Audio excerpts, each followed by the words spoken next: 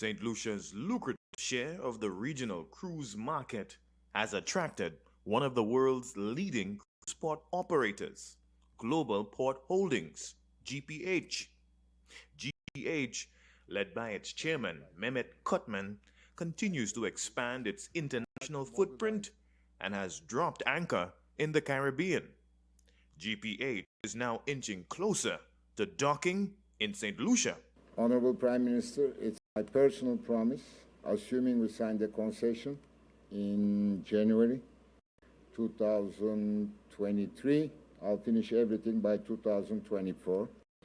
As Minister Hilaire insisted again for the boardwalk, we're going to get it done. The GPH management team presented to Prime Minister Honorable Philip J. Pierre and members of his cabinet their ambitious development proposal to transform both the Castries and Soufriere waterfronts.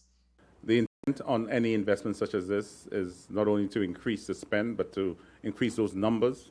And ideally, if we can get St. Lucia up to a million passengers within the next 2 to 3 years, it will bode very positively for the St. Lucian public.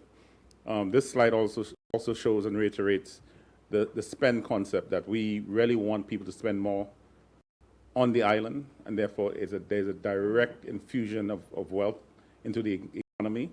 General Manager for the GPH's Bahamas Cruise Port, Mike Mora Jr., detailed how the company's vision for the Castries and Soufriere waterfronts can elevate cruise passenger arrivals to the island, increase cruise passenger expenditure, and re-establish St. Lucia as the premier cruise destination of the sub-region.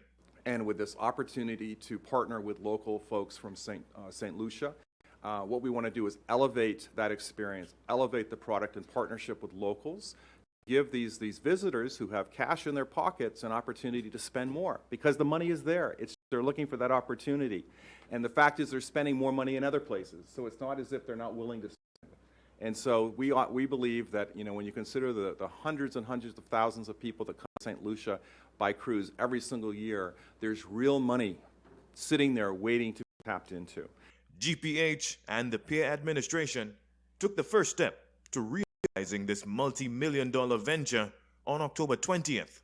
I'm happy that we are developing that partnership, understanding that everybody has a benefit. You must make a fair return on your investment. We expect you to do that. That's why you are in business.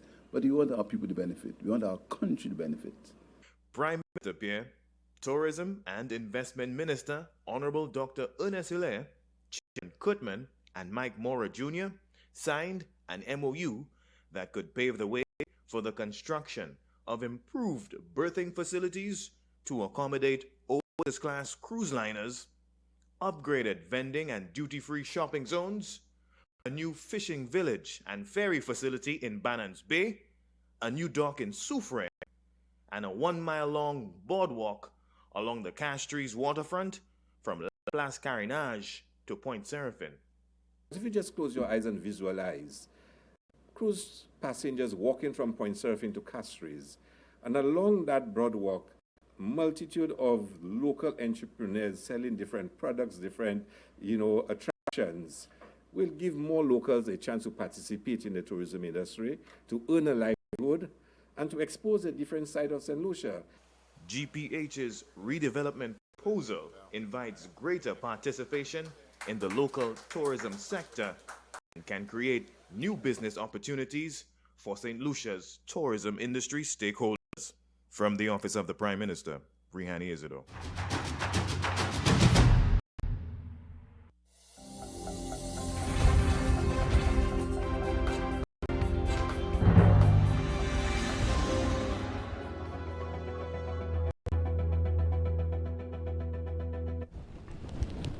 We're now into our Beyond the Headlines segment, live in studio, former Prime Minister and now Leader of the Opposition, Honorable Alan Chastenet. Chastenet, always a pleasure having you. Great to be back with you.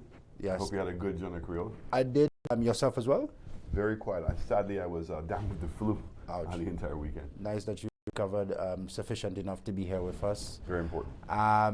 We're talking port deal this morning, but a lot has happened over the weekend that I know you must first respond. Yeah, first of all, my sympathies to the family for the gentleman who died in Dominica. Sounds like a tragic death. Sadly, construction has its own level of risk, and to hear even his safety harness became a part of it. So my sympathies to the family, and my sympathies to the families who lost loved ones again over the weekend due to the spate of crime that's taken place in this country. Very unfortunate, but again, my sympathies to all of them. On a happier note, I know you're a football fan as well. Denry victorious in Blackout. Yeah, very, very happy for them. I mean, and again, with the new facilities there, I mean, I think Denry now has probably the best football pitch in the entire island. And Ancillary, I heard came second. I know my friend Dominic Fede must be turning around, but I know that they have both of them have had very good teams over the years. And again, congratulations to the Blackheart organizers again for a very, very successful event. Yeah, we're talking the recently signed deal to develop Port Castries and the Soufriere waterfront. Global Port Holdings, GP, not new.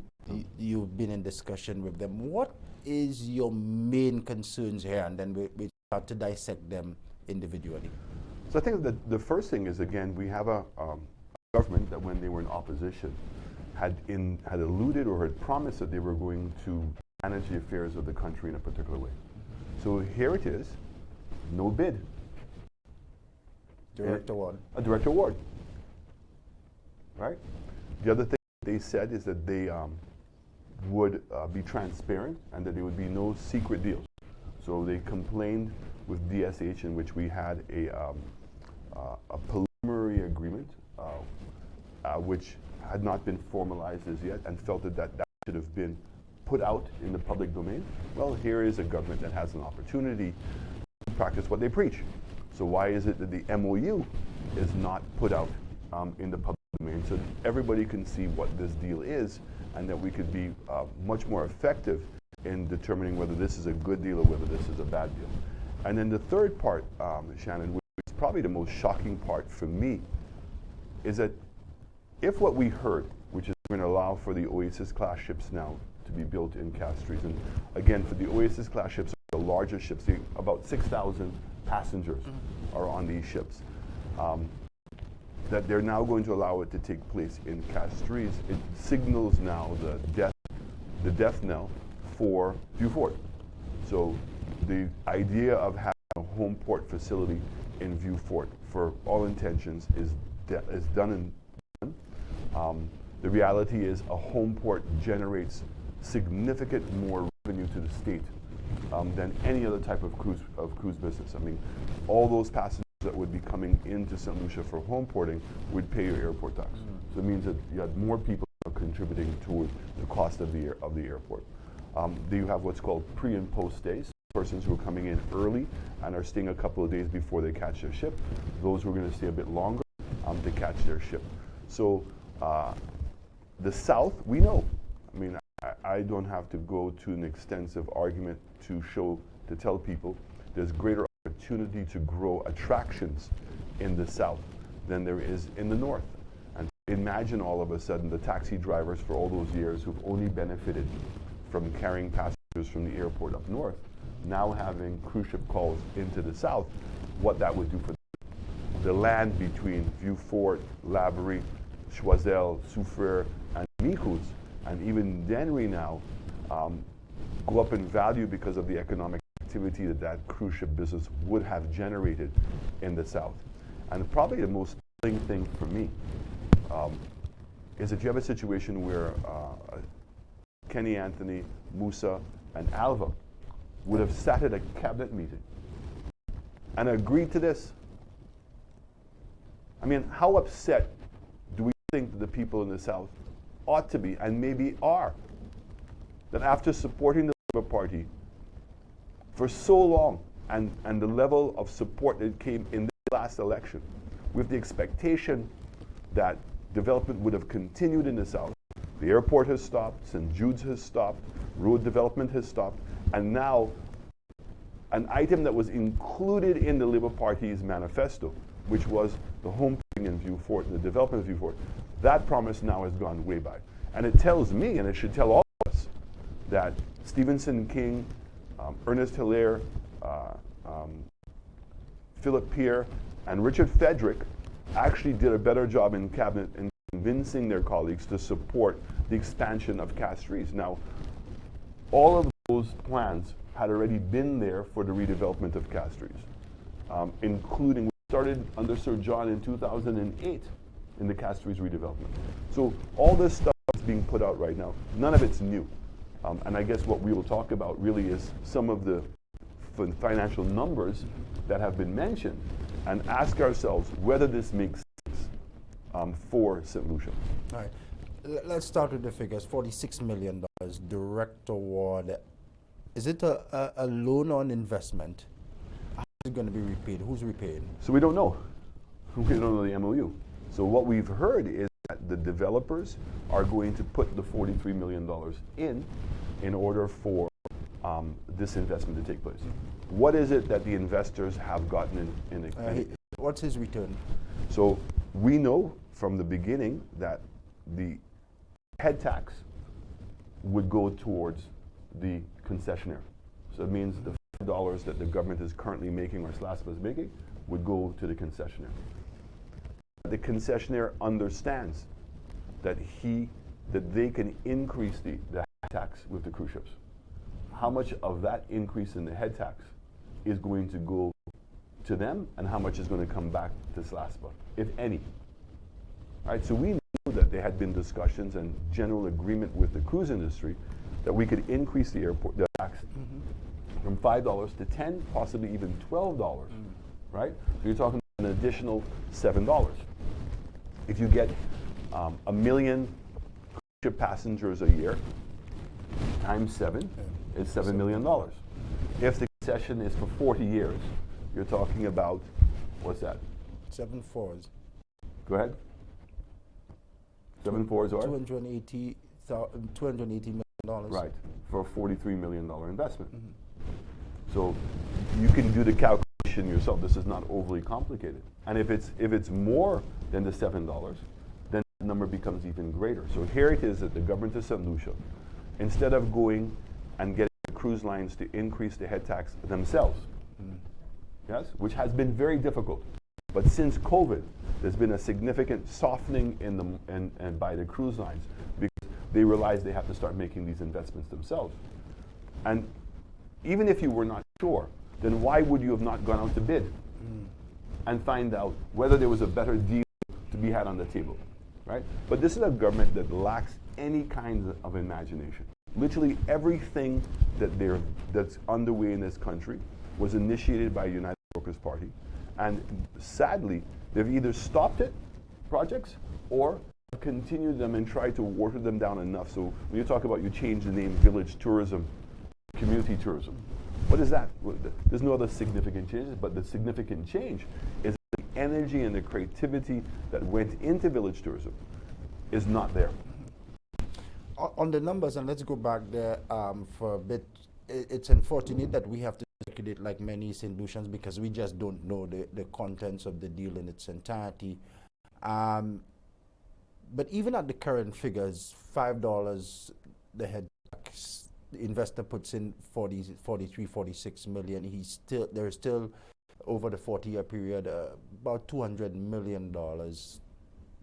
What goes to us? Shouldn't we know? Well, there's also speculation that Invest St. Lucia is part of this deal, meaning that Point Seraphin's duty-free shops will now come under the control of the new concessionaire. Place Carnage will become under the control of the concession. Now, Point Seraphin shops is a significant revenue source for Invest. And so all those persons who currently have contracts may be soon getting letters to say that they have to move. It is also speculated that the taxi concessions at both Place Carnage and at Point Seraphin now will come under the control of the concessionaire. The taxi concessions? All revenue. So if they're going to invest, they want to be able to get a return. And the return I don't know why the return on the head tax isn't sufficient, that they have to now include all of the things. So in fact, if they're going to go in and develop all of those shops that they're talking about, it's all good and well, because I all applaud creating more opportunities. That's exactly for the small businesses. That's exactly what we were doing at the Castries Market, right? With the refurbishment of the Castries Market. We also talked about bringing down the Printery, the Parliament Building, and the Old Courthouse, all of which are grossly underutilized, and enhancing the town of Castries, so that even the current existing retail shops, that we're now going to see a significant improvement in the town of Castries. If they allow the concessionaire to go in and build out the vendors arcade, where Ras Ipa and his group are, okay, and all of the other ones, who is going to own it? How much is the rent going to be? Because now you're dealing with not a government that is wanting these things to happen. Now you're talking about a private concessionaire who has a board. It's a public company and has to produce and generate a return for their investors. So I'm not so sure. I know when we looked at this deal, we were very hesitant to sign this deal. One, we did not believe that we should expand the number of cruise ships in Port Castries. We think that Port Castries had enough. That's why we went to build a hotel at Seraphim. And we were looking to move the container port out to cul-de-sac in order to free up that land now and create more commercial activity. So in essence, diversifying Castries, and that it would become a major destination for groups of meetings. So imagine getting off on George Charles Airport, you just go across the street, you're at your airport, at your hotel, and then at nighttime to bring life back to Castries so businesses could thrive. And so instead of closing at 4:30, that you would go all the way until 11 o'clock at night, and that you'd want to see people moving back to want to live into Castries, because we all know that the CDC buildings are physically unsafe for people to be inhabiting, and there has to be a new plan for that area. But the reality is there's huge opportunity to get Castries to be a major contributor to the GDP of our country. And so the things that the government are talking about are all things that were being envisioned. The question is, how is it going to be paid for? And then what's going to be the cost to the small Saint-Lucian businesses in order to be able to do that? Is this deal worth it? For $43 million investment, to give away $280 million minimum of revenue a year, crazy. Plus the taxi concession, plus the vending concessions and the host. In the interest of governance and transparency, accountability, shouldn't the government put forward the plans for full public Absolutely. scrutiny? And again, when we all see the plans for Soufriere, I have to scratch my head.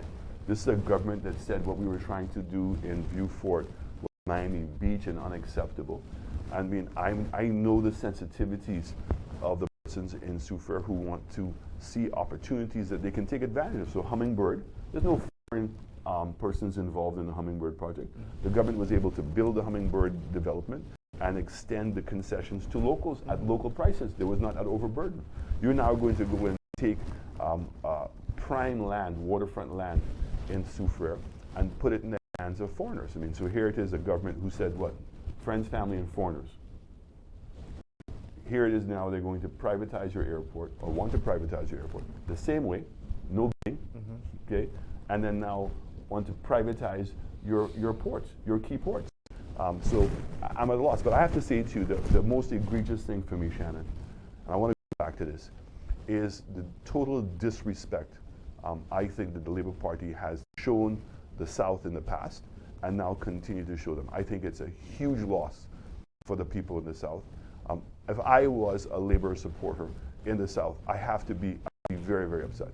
And again, it's a complete abandonment of the South. I know that when I was Prime Minister, every second word out of my mouth was the South. That level of focus and attention has gone away. And I say so in large part because I represent a constituency in the South. I know what the lack of economic opportunity does to households, to the people in the South who have to migrate. And for the first time, we were seeing reverse migration. We were actually seeing people moving from the north into the South because of the number of IT jobs that were being created at the call centers. The construction activity was taking place in the South. And people all of a sudden in the South were investing in their own future. All of that in 16 months now has completely disappeared. Let's go there for a bit, because at minimum, the whole port in Vieux Fort would have attracted at minimum 250,000 visitors to Vieux Fort, and at minimum. Yeah, so it would have been about 4,000 passengers a week for maybe 20 weeks or so. Okay, it would have been during the winter period, right? That would have been a significant help. And then on a year-round basis, when Port Castries had more than 3 ships, the 4th ship now would go to Vieux Fort, and particularly the Oasis class. So that was a way of differentiating Castries from Vieux Fort in allowing the Oasis class ship. It's 6,000 passengers. So Vieux Fort is actually in a much better position to facilitate that number of people. Can you imagine, in addition to 2 cruise ship boats in Castries, and you add now 6,000 passengers, you're talking about possibility of 10,000 passengers coming off in Castries in one cruise. That's madness. How much does that approach stifle our opportunity for growth within the sector? Huge, because there has been, and it's anybody who does their research, a fight between GP and the other cruise line companies. GP has a very good plan, okay? And if in fact the cruise ships, in my humble opinion, had been much more progressive, a GP would have never come about. But the reality is that the cruise lines were not investing, making capital investments in the region. It was very, very scarce in terms of where they were doing that. They were very sparse. So are we assured that when GP increases the head tax, that the cruise companies are going to come? We've seen problems in the Bahamas. We were hearing about potential problems in Puerto Rico. We saw what happened in Antigua, where immediately upon signing with GP, that the cruises went down there and had the agreement reworded, redone. So I don't know what's going to take place in St. Lucia. But the reality is, what I do know is that the opportunity for the government to have negotiated directly with the cruise ships was there. And the environment had changed significantly in order to do that. And I know that there's two ministers that know the cruise industry, Stephenson King, as well as Prime Minister Pierre, who was the former Minister of Tourism. Did they make any phone calls to find out what the truth was and whether people were going to be receptive to this deal? So I think that we've rushed into this. I think that the temptation of some of the money that GP was putting on the table to help expand and build up Castries became by this government. So it was politically driven rather than looking at the economic numbers. And so to only get $43 million of capital investment and giving away all of that revenue for 40 years, and some of the revenue we don't even know how much that is, how much of the rent is at Point Seraphine, the rent's at Place Carnage, what that's going to do in the entire scenario. But it seems like a very lopsided deal. Within the cruise sector, Carnival, one of our major players, they had their eyes set on Vieux Fort as well. With this new approach, we're not too sure if the home port will still happen. Now have a new player, and it's highly unlikely if you're developing Soufriere to the extent that I have shown in the pictures, that you would still put an investment not too far in Vieux Fort as well, extent of a home port. So I'm saying that to ask, how does it affect our relations with Carnival? So let's look at this. If in fact Carnival does decide to go ahead and build the home port in Vieux Fort, which I hope they do, it'll undermine the revenue numbers in Castries. So the business model that GP would have put together might be affected. Carnival, all of its brands, bring in about half the numbers of arrivals. So Carnival, if they're going to build this port, would move their business to that location. So where does that leave Soufriere and where does that leave Castries? Those are the numbers that you have to look at, because it's not going to say that you're going to exponentially increase all of the numbers to a huge amount. We are restricted because of the capacity of the cruise lines in the south. And we are very vulnerable because all they need is 3 or 4 destinations. So if you go from St. Kitts all the way down to Grenada, that is almost 8 or 9 destinations to be included. So we're all being played off each other very, very quickly.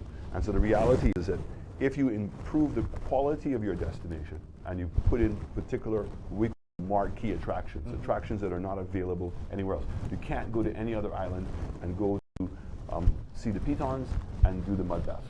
It's only here in Saint Lucia that you can do that. It's a marquee attraction, and that's what secures Soufriere. So the reality is if you had cruise ships coming into Castries and cruise ships coming into Vieux Fort, Soufriere becomes the attraction in the middle, right? The reality is that there is a need for another home port. Barbados cannot handle all of the home porting by themselves. And I have to ask this question. The GP is in Antigua. Antigua is also a potential home port destination. So is the plan to say, okay, we're going to keep Antigua as a home port, we're going to keep Barbados as a home port. St. Lucia is not in the home port business. And has the government of St. Lucia agreed to that assessment? Because it certainly seems from this deal that they have. And not that they have abandoned the people or sold out the people in the south, but I think that they've also sold out Saint Lucia. Yeah. So much unanswered questions, and we hope that the administration will be forthcoming in making the agreement public so people can scrutinize. Yeah, they have to. I mean, they've said themselves that that's what they would do. Yeah. So we're going to hold them to it. $46 million direct award. Would we be in a position to perhaps negotiate a better deal in our interest had it gone to public tender? Look, you know, it could have. The question is, are there other players? And the reality is we know there are other players that would have put those bids in. But again, you know, this government is just, as I said to you, they say one thing and they do something entirely different, and that's, you know, the reason why the protest on Tuesday. Yeah. Let's go deeper into the deal and shift focus a bit on the planned protest for tomorrow, Tuesday. What next? What options do we have? Because it's a done deal, perhaps for 40 years. What options do we have to get the information if it is not forthcoming from the administration? We got to keep pushing, you know, and keep demanding. And the reality is that this government, in terms of the indifference they're treating the voters of this country, the citizens of this country, and some of the continual threats that we're hearing. I mean, hear a Speaker of the House to say that he's going to use a bazooka to come after supporters of the United Workers' Party, and forgetting, or maybe he didn't forget, that both Bradley and myself are sitting in the House elected by supporters of the United Workers' Party. So in a way, those are direct statements to the two of us. And we've seen the kind of behavior and revenge that's taking place, where our country is walking on pins and needles. People don't want to say anything, but the reality is that's not working.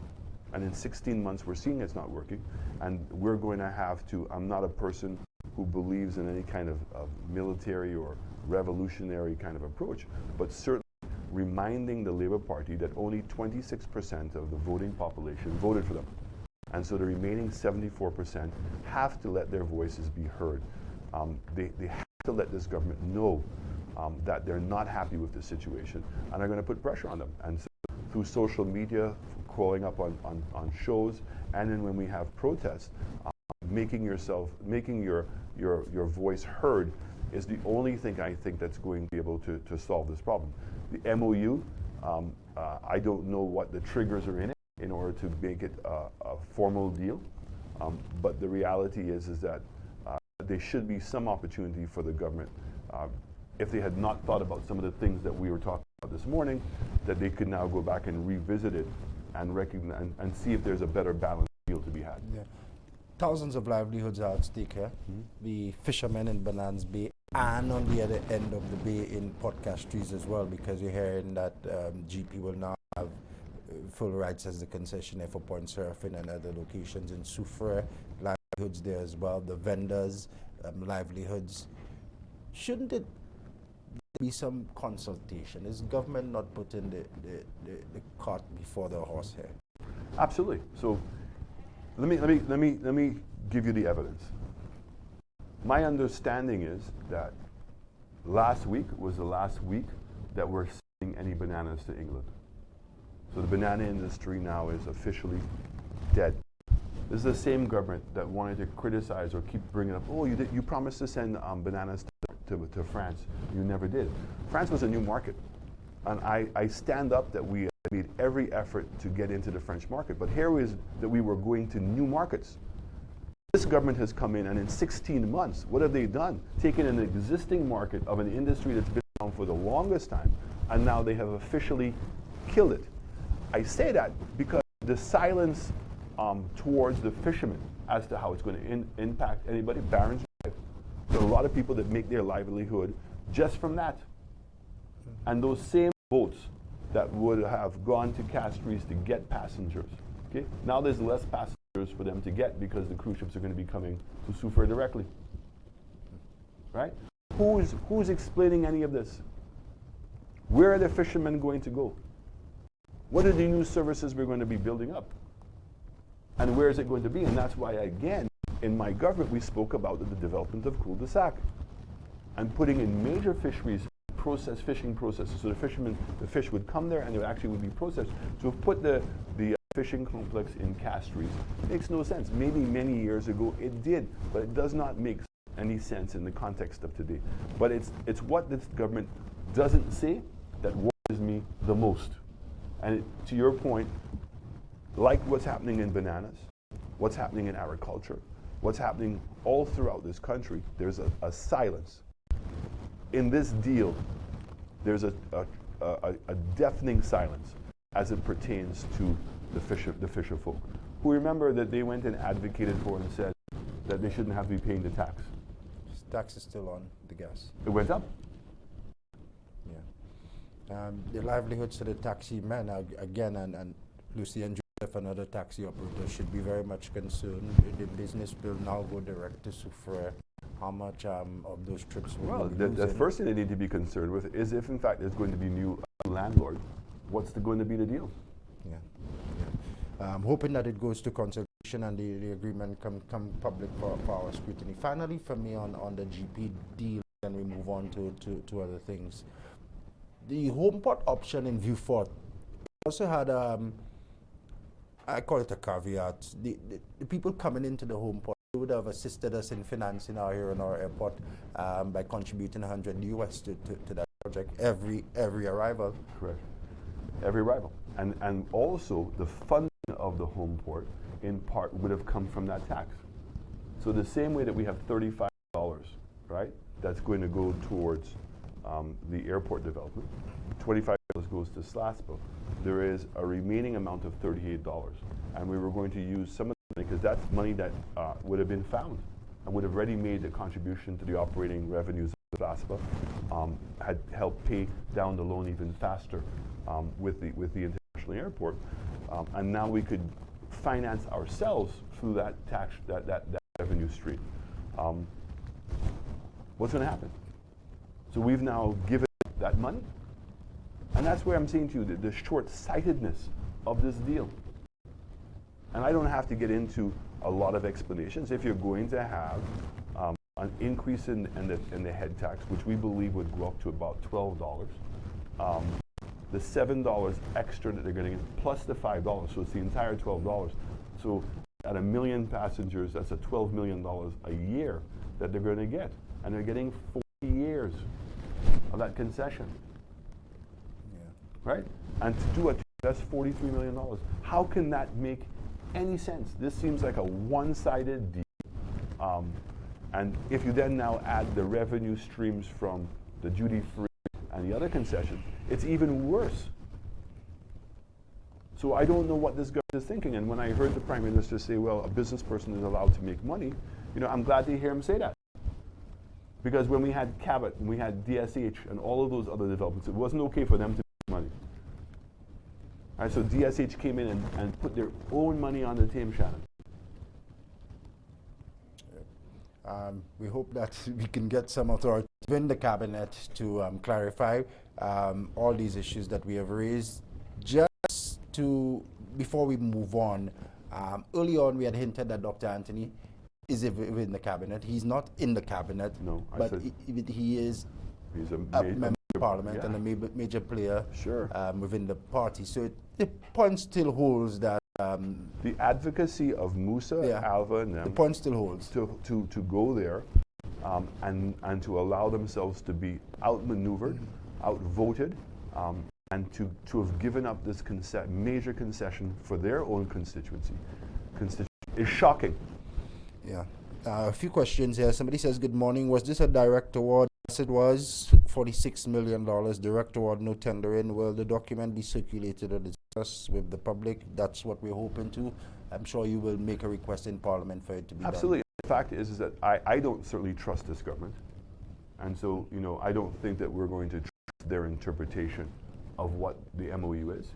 They need to do what they said they would have done. They said that there should be no secret deals. Any agreements that are signed with developers ought to be made public. Yeah. For Soufriere, what's concerning as well, there should have been an environmental and social impact assessment even before an MOU to consider the impact on the seabed, the coral reefs, and even the residents in that community as well. Absolutely. I mean, it's very concerning what I'm seeing taking place at Barron's Drive. And even in the front, I mean, the development of the whole Soufriere waterfront started with us.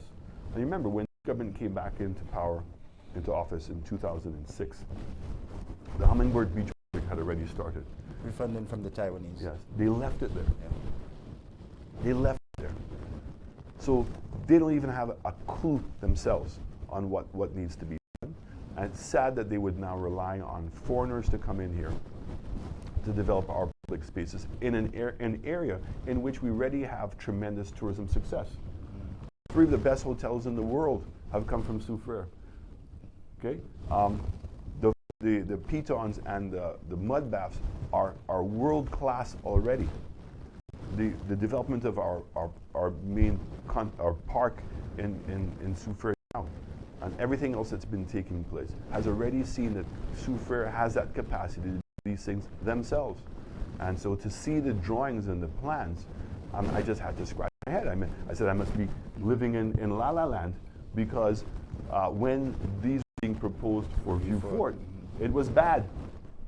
Now all of a sudden the same kinds of drawings and promises are being made in Soufriere.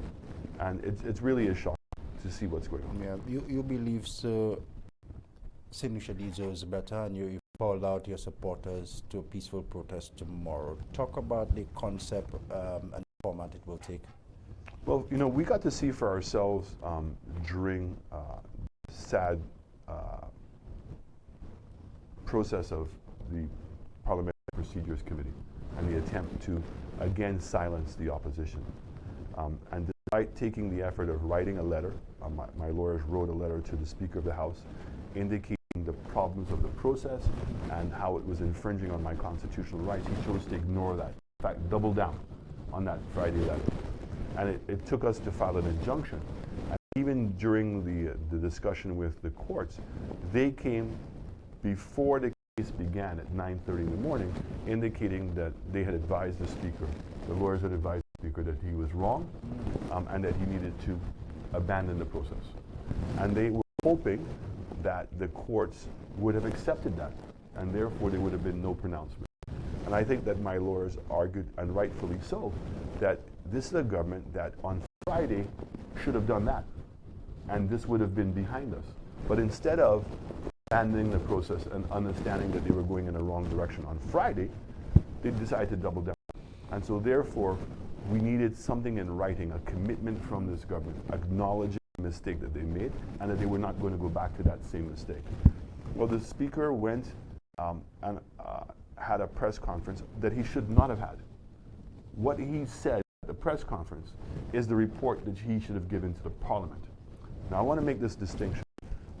I am, and all parliamentarians, our code of conduct is that we're not to criticize the Speaker of the House on his duties.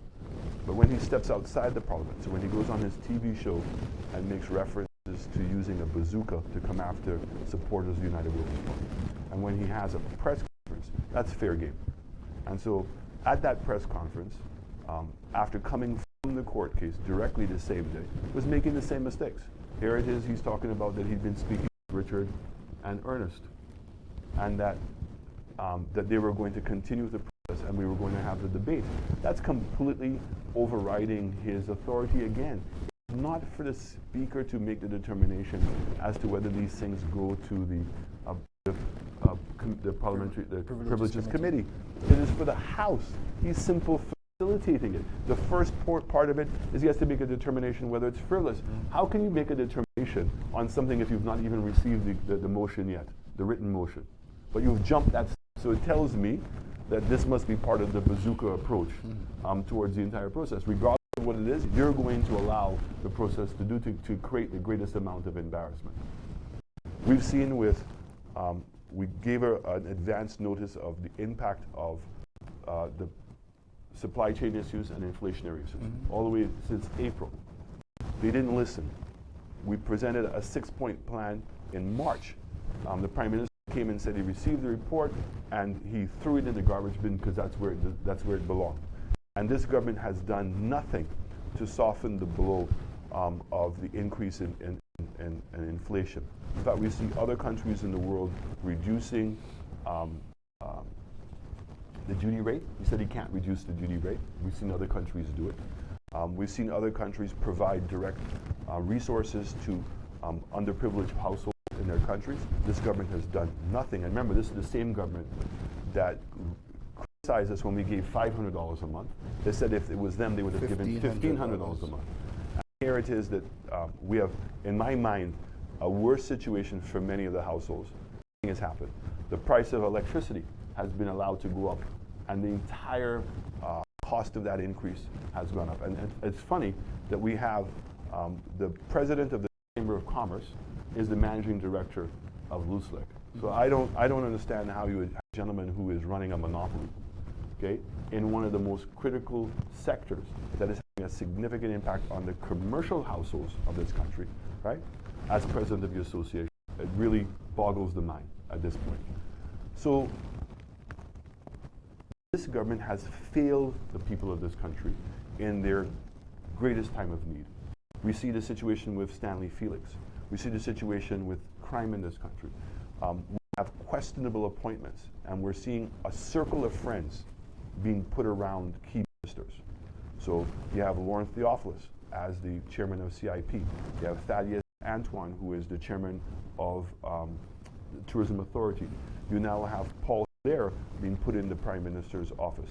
This is just the tip of the iceberg of what's taking place in this country, right? And I think that many people now who may have supported this government or willing to give a new government a chance are getting fed up. And so the reality is that this march is to ask for the resignation of the Speaker. I think the Speaker has embarrassed Parliament. I think he's embarrassed all of us as St. Lucians. And that he has shown that he's completely incapable of conducting in a fair way what is going on.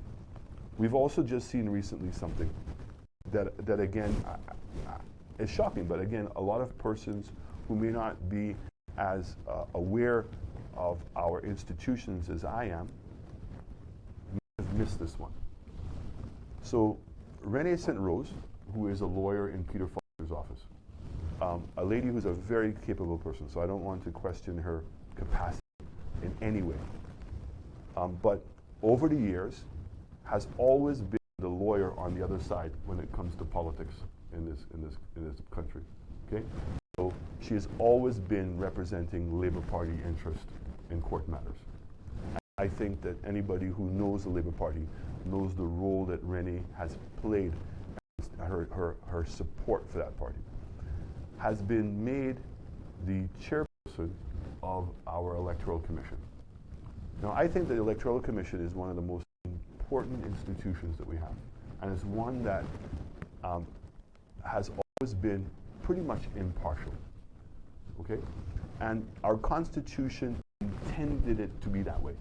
And that's why the Governor General does not consult the Prime Minister and does not consult the Leader of the Opposition, but the Governor General makes the decision by themselves. And that's to ensure impartiality of that position. But here it is that we have a Governor General who is acting. Has not been confirmed. And so I can question reasonably whether that was actually intentional and whether in fact the Governor General can make an impartial decision, whether a Governor General who's acting can actually make a decision on their own, because they're being held accountable every day through this acting process. But fundamentally, to allow Renee to become and remain as the chairperson of the Electoral Commission is really a huge departure of democracy in our country. And I would like to say to Renee, and I do intend to write to her, I intend to write to many institutions involved in the electoral process, that she should resign.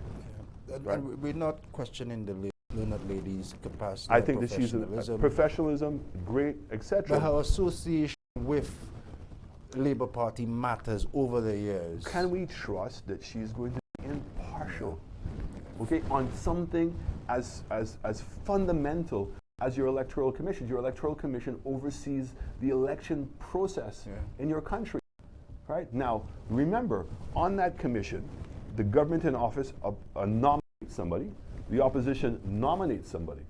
Now, those persons are not supposed to represent parties, but to help now balance it out. Yeah. But the chairperson ought to be. So we have another institution called the Boundaries Commission, of which the chairperson by the Constitution is the Speaker of the House. And we know that the Speaker is an impartial person. Okay? On both sides. I'm not criticizing Labour or criticizing.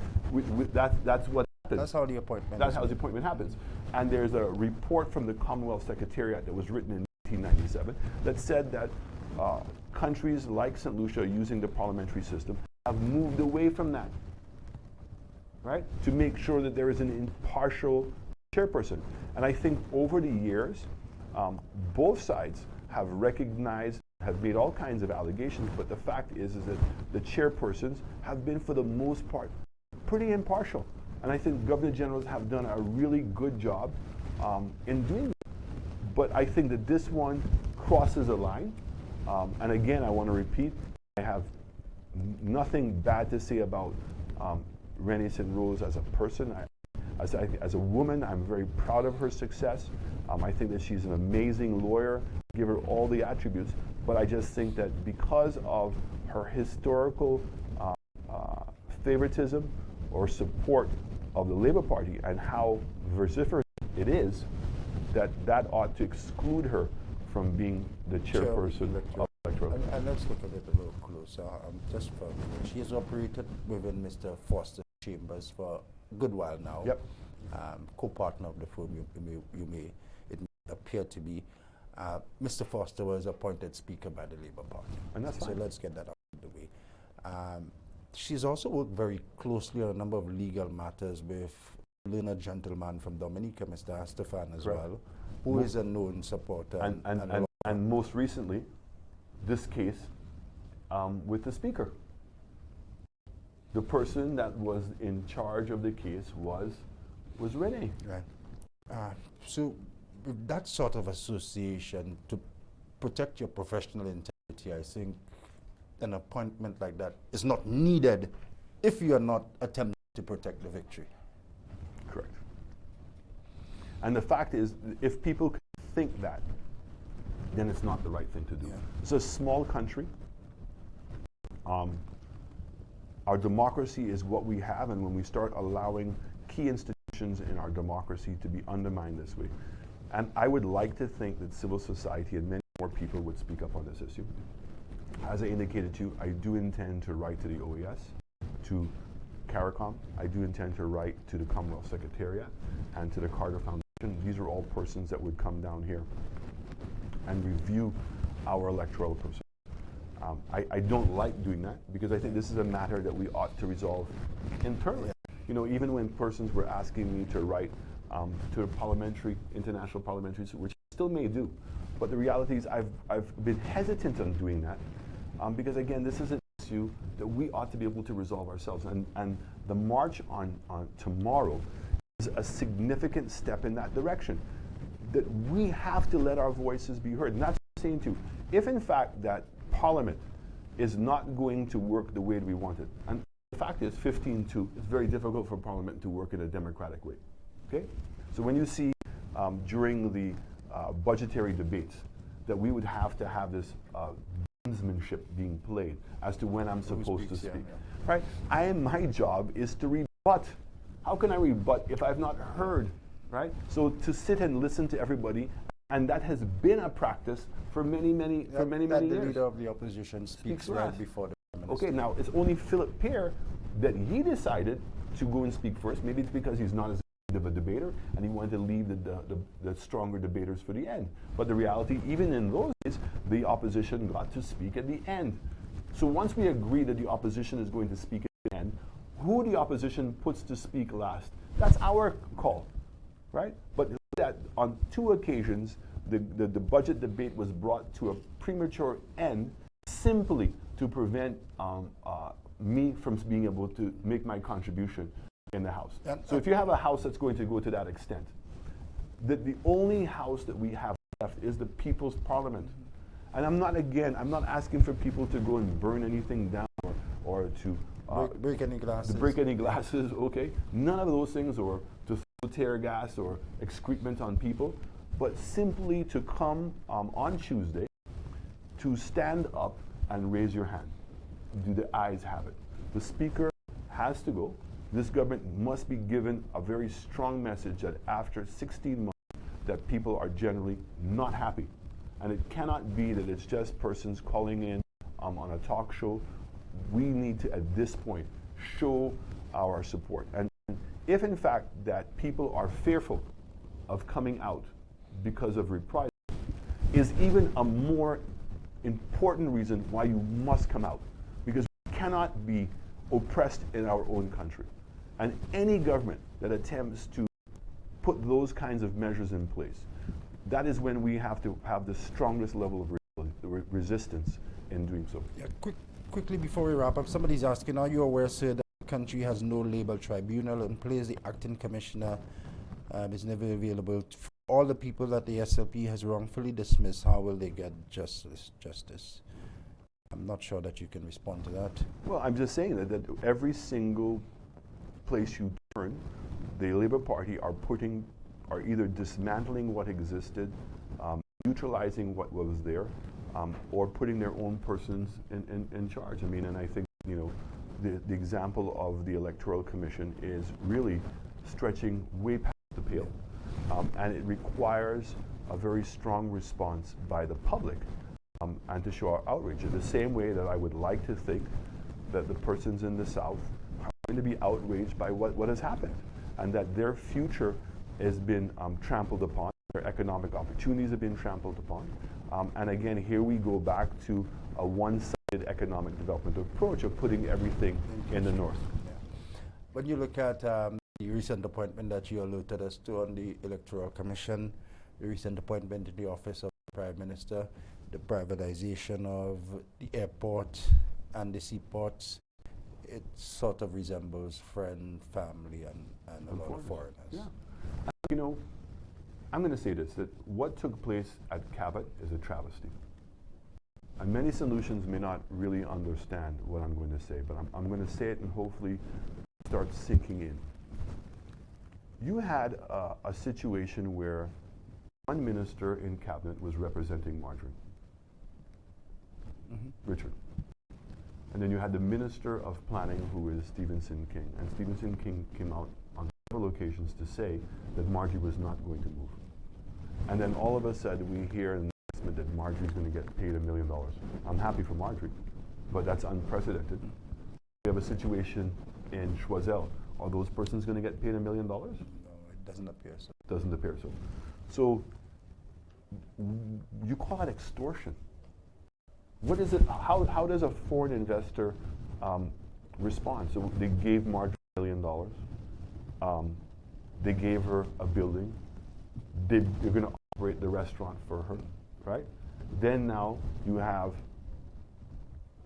a very simply minded person getting a contract to clean the beach at Castries Harbour. and getting paid $80,000 by Cabot every time they're going to clean the beach. You have a football league that's with persons affiliated to persons in planning. Okay? You start connecting these dots. Yeah. And the question is are our investors being extorted? Now, Cabot already made down, and I'm not speaking for Cabot, so Cabot's not called me. I'm speaking as a St. Lucian and saying that there's a sense of fairness, right? I heard Monty Lewis go on to a TV show and refer to me as a pathological liar. But in the same interview, she said that we sold 1,000 acres of land for $1. That's incorrect. Correct. The parcels were sold at different prices. The parcels were sold at $60,000 US dollars, but it's only 200 acres of land that was leased. It's a convenient mistruth that they continue to repeat. This is from the Prime Minister's office, right? And I can go down a list of things that every time I hear them go and make interviews. So I said to them, you said that the DSH project was funded by CIP program. You're in government. Provide the receipts. Provide the receipts. Okay. The fact that I know is that DSH funded their own investment, $30 million US. That's the horse ridge. Correct. Component. And the purchasing of the land. Yeah. And more importantly, what was it we were trying to do? We were trying to position St. Lucia to take advantage of the significant investments that are taking place in Guyana, so that the companies that their headquarters could be in St. Lucia. So if you could expand Viewfort, we were building a top-notch high school, a university. You were putting in a top-notch hospital. Okay, you were upgrading all of the facilities. You were creating an international airport. You were going to bring in your cruise ships to expand the duty-free shopping and just upgrade the levels of services in Viewfort. And what did I say? I said that we wanted Viewfort to compete against Bridgetown, against Montego Bay, against Kingston, against Port of Spain. So when you mention those names, that Viewfort would be in that same conversation. That was what the ambition was, right? We articulated it over and over again. And this government, give it to them, went out and told a whole bunch of half-truths and in many cases out-and-out lies, of which too many people in St. Lucia believe.